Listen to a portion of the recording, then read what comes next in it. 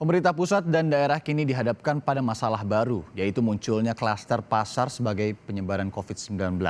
Hingga Jumat kemarin, kasus COVID-19 dari pasar menjadi 529 kasus dengan 22 orang meninggal dunia.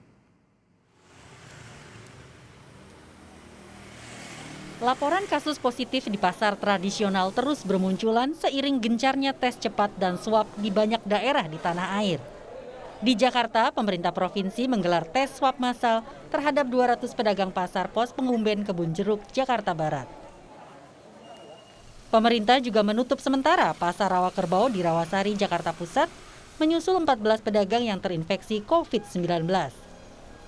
Di Palembang, Sumatera Selatan, dari 25 tambahan kasus COVID-19, 20 diantaranya adalah pedagang pasar.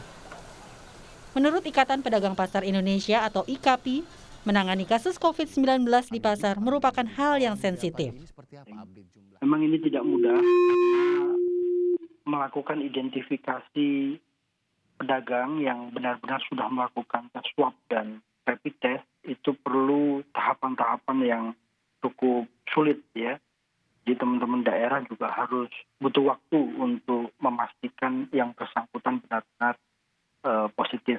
Karena cukup sensitif. Bang, dengan jumlah yang begitu besar, penambahannya 52 2 hari terakhir sampai kemarin, kami mendorong untuk identifikasi persoalan klaster pasar ini bisa lebih dimaksimalkan dan lebih dibatasi bagaimana langkah-langkah yang harus dilakukan lebih maksimal dan Pemerintah dan para pedagang pasar mesti tetap berupaya agar klaster ini tak meluas. Pemerintah daerah juga harus menyediakan fasilitas cuci tangan dan selalu meminta pedagang serta pembeli selalu menjaga jarak dan memakai masker.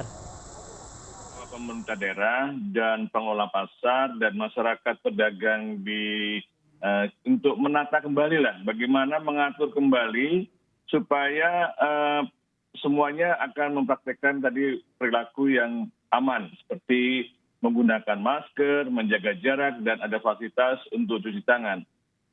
Dan penataan itu memang tidak mudah, tapi bisa dilakukan. Prinsipnya adalah promosi dan pencegahan.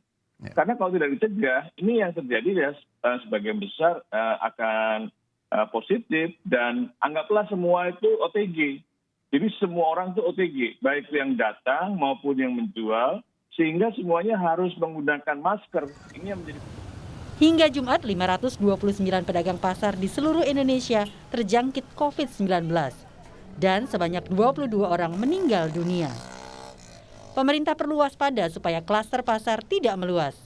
Ada 13.450 pasar tradisional yang tersebar di seluruh wilayah Indonesia dan menampung 12,3 juta pedagang di luar pemasok barang dan pembeli.